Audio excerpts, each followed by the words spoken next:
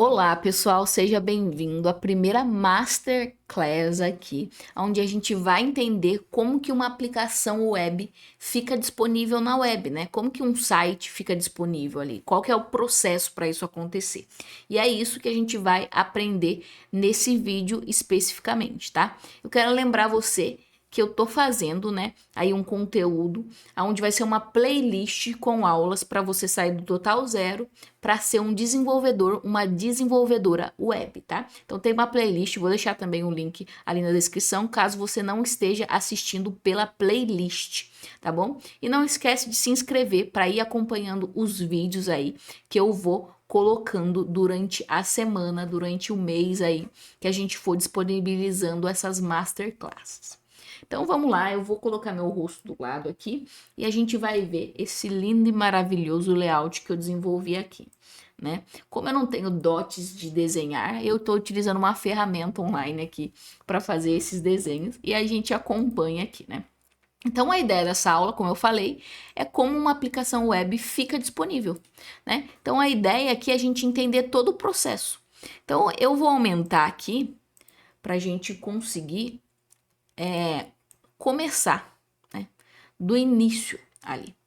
Então, se a gente olhar aqui, o que acontece é o seguinte: quando a gente desenvolve o código da nossa aplicação, né? Deixa eu pegar o laserzinho aqui que eu acho que fica mais fácil, né? A gente tem o código da nossa aplicação que a gente desenvolve, ou seja, a gente vai lá, abre nosso editor de código, pensa no projeto e desenvolve aquele projeto, certo? Então, essa parte aqui do código da aplicação web seria o código que nós, desenvolvedores, desenvolvedoras, construímos, tá? Só que, quando a gente constrói esse código, ele está somente na nossa máquina. E quando está somente na nossa máquina, não fica disponível para todo mundo ver, né? Não dá para eu, por exemplo, acessar um site como google.com, né? E entrar no site. Por quê? Porque isso aqui não está disponível, né? A gente não tem essa estrutura para o nosso site. E é exatamente isso que a gente vai aprender nessa aula, né? Como que a gente monta uma estrutura para que eu pegue o código que está dentro do meu computador e coloque ele em algum lugar para que fique disponível para todo mundo, né? Então é essa a ideia dessa aula. Então vamos lá. Primeira coisa que a gente precisa entender, que normalmente quando a gente quer, deixa eu só ver se está aparecendo certinho para vocês. Tá, deixa eu descer só um pouquinho aqui para ficar melhor, né? Aí, pronto. E o que a gente precisa entender, né? Quando a gente quer disponibilizar alguma aplicação web, a gente precisa de um server ou um servidor, tá? O server, ele nada mais é do que um computador. A ideia de um servidor é ele ser um computador um pouco mais robusto, né? E ele conseguir armazenar nosso site ali dentro desse computador. Então, eu vou até mostrar aqui para vocês, ó, por exemplo, servidor, para vocês verem uma imagem de um servidor. Não, vamos vir aqui em imagens. Olha só, percebe que ele é só um computador bem parrudo aqui, né? Bem grande, mas no caso ele é um servidor aqui. Aí a gente consegue configurar ele, fazer as configurações. Inclusive, você pode montar no seu computador um servidor, tá? Então você pode fazer esse processo. Então você pode pegar seu computador, aí você pode ir lá ligar para o servidor, para o seu provedor de internet que você paga mensalmente para ter internet, sabe? Pedir para ele dois IPs fixos e aí construir uma estrutura ali dentro para disponibilizar a partir do seu computador o seu site. Só que isso tem um custo bem maior. Só de você querer esses IP fixos já vai ficar caro, tá? Só de você também ter que criar uma estrutura para manter isso, porque o seu computador não vai poder desligar, né? Pensa se sua internet cai. Então, você vai ter que talvez ter um provedor de backup, né? Então tem toda uma estrutura que envolve um servidor. Por isso que normalmente a gente não faz na nossa casa, né? Porque pode acontecer ali, se não tiver um ambiente adequado, uma estrutura adequada e você não tiver o conhecimento adequado, provavelmente seu site vai ficar mais fora do ar do que no ar, né? Ou seja, vai ficar menos disponível do que deveria. Então é por isso que normalmente a gente contrata serviços, de servidores, né? Então a gente contrata empresas pagando um valor mensal e aí a partir disso, né? Essa empresa, ela monta essa estrutura, ela já tem essa estrutura pronta pra gente. Então a gente não precisa construir nada. A gente simplesmente é meio que como se fosse um aluguel de casa. Você vai lá e aluga um pedacinho daquele servidor para você conseguir colocar o seu código lá dentro. Isso a gente chama de hospedagem, tá? Então, essa parte da onde a gente pega o nosso código e envia para um servidor é uma hospedagem. E existem várias, né? Então, a gente tem, por exemplo, ó, HostGator, tá? Inclusive, eu tenho um link com desconto da HostGator que eu vou deixar para vocês ali, caso vocês queiram, né, contratar. A gente vai mostrar como que faz o deploy aqui depois para vocês, como que faz o processo manualmente, tá? Então, tem a HostGator aqui, que ela é um serviço de hospedagem, ou seja, você consegue hospedar o seu site. Então, o que acontece, né? Não existe só a HostGator, tá? Estou mostrando ela aqui, mas existe outras diversas para aplicações aí, tá?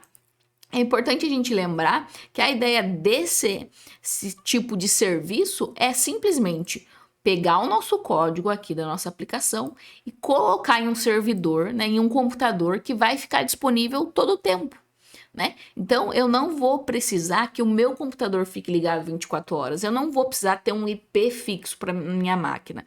Eu simplesmente alugo esse serviço por um valor mensal ou anual, você pode contratar, né? E a partir desse ponto, eu já tenho o quê? O meu código ali onde a pessoa vai poder acessar. É óbvio que além da hospedagem, existem outras coisas, tá? Mas a gente vai falar mais daqui a pouquinho sobre isso. Mas perceba o seguinte, que quando a gente compra uma hospedagem, a empresa né, que fornece essa hospedagem, ela tem um padrão ali de construção, né? Das coisas em si, né? Então vamos pensar, são vários computadores, salas com diversos servidores ali, né? Uma configuração para que exista um backup diário daquele código, né? Para você não perder aquilo, caso, por exemplo, um servidor pare de funcionar, né? Quebre ali, estrague o HD, será que vai perder o seu código? Se fosse na sua casa, provavelmente iria perder. Agora, com uma empresa que você contrata, eles garantem esse tipo de coisa, né? Eles garantem backup diário, eles garantem segurança do seu código, né? Então, tudo ali é projetado, como é uma empresa, é tudo projetado para manter o melhor possível para quem vai acessar aquele site, certo? Então, isso é muito legal, porque existem mais de uma estrutura, por exemplo, né? Vamos dizer que eles têm uma empresa e acontece alguma coisa lá que pega fogo na empresa. Vai perder todos os dados? Não, né? Normalmente eles têm mais de uma sede ali para manter esses dados sincronizados e não ter perigo de perder, tá? Então, existem diversos tipos de hospedagens, diversos empresas que fazem esse tipo de serviço, tá bom? Então, a ideia aqui é, primeiramente, então, a gente ter uma hospedagem, ok? E além da hospedagem, a gente precisa de algo que a gente chama de domínio, tá? O domínio nada mais é do que isso daqui, ó, a URL que vai ser acessada. Tá? Então perceba o seguinte, aqui ó, quando eu quero acessar o site da HostGator, o que eu faço? Eu coloco hostgator.com.br e sou redirecionada, né, através do meu navegador para o site da HostGator. Se eu quero acessar o Google, eu venho aqui, coloco o google.com e acesso o Google, né? Se eu digito alguma coisa, vamos colocar aqui, por exemplo, Facebook. Né? Aqui estou pesquisando, perceba que o Google ele traz os resultados, mas quando eu clico no Facebook, eu sou redirecionada para facebook.com, certo? Então, qual que é a ideia aqui, né? Qual que é a principal ideia dos domínios? É simplesmente dar um nome para o nosso site, né? Então, o que acontece é que quando o nosso site ele está dentro de um servidor, ele recebe, ele recebe algo que a gente chama de IP, endereço de IP. O endereço de IP é como se fosse o endereço da sua casa. Você não mora na rua tal, bairro tal, número tal. O IP, ele é o endereço da máquina ali, do servidor que tem acesso à internet, né? Então, no caso, quando você contrata uma hospedagem, aquele servidor, ele tem um endereço. E esse endereço aqui é muito difícil. Já pensou se a gente tivesse que decorar o endereço de cada um dos sites, né? Então vamos dizer que eu quisesse acessar o do Google aqui. Eu teria que decorar que o endereço do Google é 187.154. Tá vendo que fica muito inviável eu ficar decorando esse tipo de número? Então é por isso que existem, né? Eu tô colocando vírgula aqui, mas no caso seria ponto, tá? Mas perceba que é muito inviável eu decorar isso. Então é por isso que existem os domínios. A ideia do domínio, né, é ele simplesmente pegar esse IP e dar um nome para esse IP. Né? Então, a partir desse momento, ao invés de eu ter que digitar 1.2.7.0.0.0.1, eu vou simplesmente colocar o nome do domínio. E aí, existe algo que a gente já vai falar que faz essa conversão para gente, tá? Então, perceba o seguinte, que o básico que você precisa para armazenar um site, né, armazenar o código do seu site, é uma hospedagem e é um domínio. A HostGator, por exemplo, quando você contrata hospedagem, já te dá 1 ano de domínio, tá? Então, você nem precisa se preocupar em comprar um domínio, né? Porque o domínio, ele também é comprado. Então, ele te dá um domínio ali grátis e você pode utilizar esse domínio. É óbvio que você tem que ver se está disponível, né? Por exemplo, se eu quiser digitar Google, vamos dizer que eu quero comprar um domínio Google aqui, ó, .com, né? Você vai ver que ele vai falar que não está disponível, né? Porque Google já existe, né? Então, sempre tem que ser um domínio que ainda não existe, certo? Então, olha só. Aqui ele está falando que o domínio está em uso e ele te dá umas alternativas aqui, né? Que você pode escolher ou não, certo? Mas perceba o seguinte, que a gente tem que utilizar nomes de domínio que não existe, né? Por exemplo, eu tenho o meu blog que chama jescoder.com.br. Olha só, ele vai falar que está em uso. Se eu não me engano, eu acho que é com ponto mesmo. Vamos ver aqui, ó. Tá vendo? Já está em uso. Agora, ele vai dar alternativa aqui, ó, de colocar, por exemplo, uma outra palavra, né? Colocar um .adm.br, né? Então, ele dá aqui algumas outras opções pra gente, certo? Então, a ideia do domínio aqui é exatamente a gente pegar esse IP e vincular ele com um nome para a pessoa não precisar decorar, né, aquele número de IP, beleza? Deu para entender essa parte? Aí agora a gente já entendeu como que tá dentro do servidor, né? Então a gente compra a hospedagem, faz o upload, exatamente como você sobe uma imagem no Instagram, né? Que você não tem que clicar no botão, selecionar e tudo mais, né? A gente faz desta forma normalmente para colocar o código ali dentro da hospedagem. Existem formas mais fáceis, né? Utilizando o GitHub e tudo mais, mas são coisas que a gente vai aprender um pouquinho mais para frente. Beleza? Então aqui a gente já entendeu como que funciona o servidor especificamente, né? Mas tá, meu site já está hospedado ali, bonitinho, funcionando.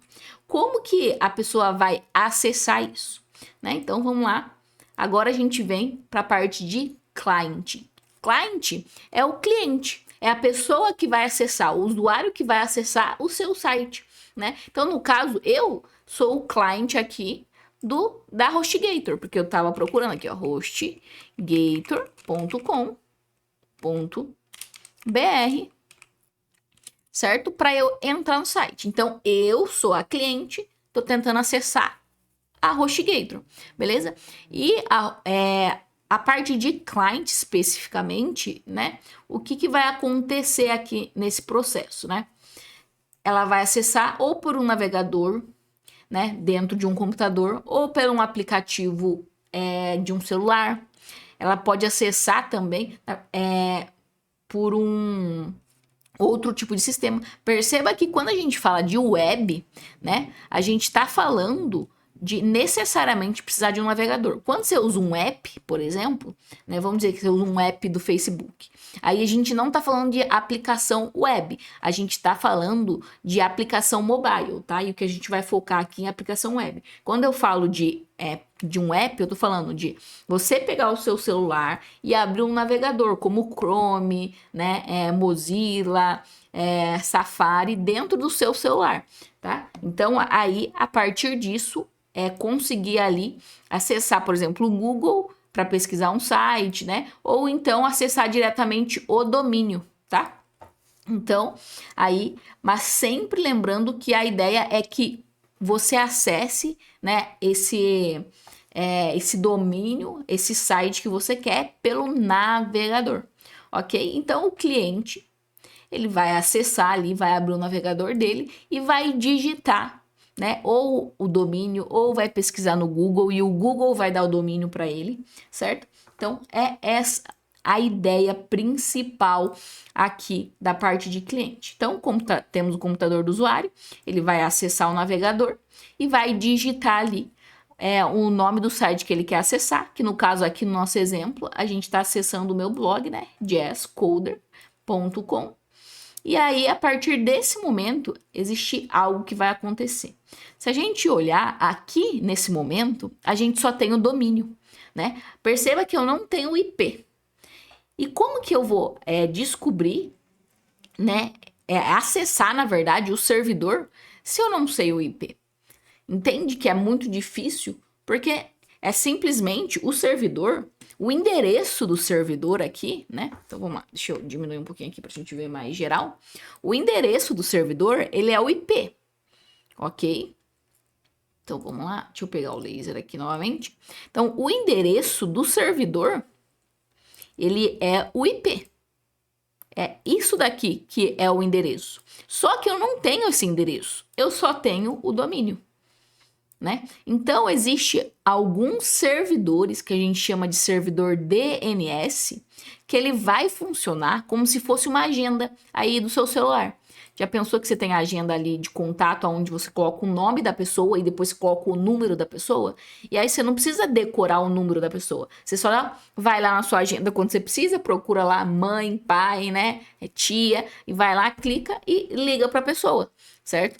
Apesar que essa geração não liga mais, né, só o WhatsApp e tudo mais. Mas é esse o processo também. Se você pegar o contato de um WhatsApp, provavelmente você salvou ele ali dentro do seu celular, né, com o nome da pessoa e o número. Você pediu o número da pessoa ali para ter aquele número. Então, o servidor DNS, né, ele é um servidor também, um computador, só que o objetivo dele aqui é simplesmente servir como uma agenda. Então, ele tem como se fosse uma tabela ali onde ele tem o IP e o domínio. Então, ele sabe que esse IP é vinculado com esse domínio. Então, antes do meu computador ir bater no servidor, que ele não conhece, ele vai pedir para o DNS, né? Ele vai enviar o domínio que ele quer. O DNS vai procurar ali na listagem dele qual que é o IP daquele domínio e vai devolver para o usuário, né? Vai devolver ali para o navegador. Ele devolvendo o IP, agora a gente conhece esse endereço, né? Então agora a gente tem esse número aqui, que é o número do servidor. Então, a partir desse momento, eu consigo solicitar para o servidor que eu quero o código do site jazzcoder.com. Tá? Então, agora eu consigo solicitar isso. Então, eu solicito para o servidor, ele vai verificar se ele tem ali e vai devolver. E a partir dessa devolução, aqui dentro do client, a gente já tem o código da aplicação, tá bom? E aí, o que acontece? O navegador, ele vai pegar o código que o servidor devolveu e vai interpretar e exibir a página web, né? O site que você quer. É óbvio que isso acontece muito rápido, né? A gente nem consegue perceber. Eu vou colocar, tipo, Google aqui, ó. Isso tudo que eu expliquei acontece em segundo, né? Então, a ideia sempre é essa. O cliente, ele vai solicitar, né, algum código de algum site, só que ele só tem o domínio. Então, ele vai pedir para o servidor DNS o IP. O servidor DNS vai devolver o IP, e aí com o IP ele solicita para o servidor que tem o código. E aí o servidor vai devolver esse código. E aí o navegador pega o código, interpreta e exibe para a gente o site. tá? Então, tudo isso acontece muito rápido, esse processo, a gente nem vê, né, tipo, a olho nu isso acontecendo, mas é isso que acontece por baixo dos panos, né? Então, isso é muito legal a gente entender, porque é como se fosse uma conversa, perceba isso, né? O cliente solicita algo e depois devolve algo, né? Mas antes disso ele precisa de uma informação que ele vai pedir para outro lugar. Então, é toda uma conversa que existe ali entre servidores, entre máquinas mesmo, né? Porque o cliente, ele também ele é um computador, um celular, que é uma máquina também. Então, tem essas trocas ali entre eles e a partir disso a gente consegue visualizar o site, né? Mas quem é responsável por interpretar tudo isso, né? Por exibir em tela pra gente é o navegador. O navegador é o principal. Perceba que você não consegue acessar um site por outro lugar, né? Então, você precisa de um navegador. É óbvio que se você estiver usando um celular, você consegue por um aplicativo, mas isso daí é outra forma de fazer, que a gente não vai focar dentro dessas masterclasses, tá? Então, é isso que eu queria mostrar para vocês. É óbvio que isso daqui é o básico, existe muita mais coisas internas ali, mas entendendo esse processo, você já entendeu como que você coloca uma aplicação web, né? Deixa ela disponível para todo mundo. Então era isso que eu queria mostrar especificamente nesse vídeo. Lembre-se de se inscrever para não perder os próximos vídeos. E se você souber de alguém aí que está querendo virar desenvolvedor web ou desenvolvedor web, manda essa playlist para ele, tá? Esse material, né, esse slide aqui, eu vou deixar para vocês aí na descrição para vocês conseguirem acessar, tá bom? Então, até o próximo vídeo. Tchau, tchau!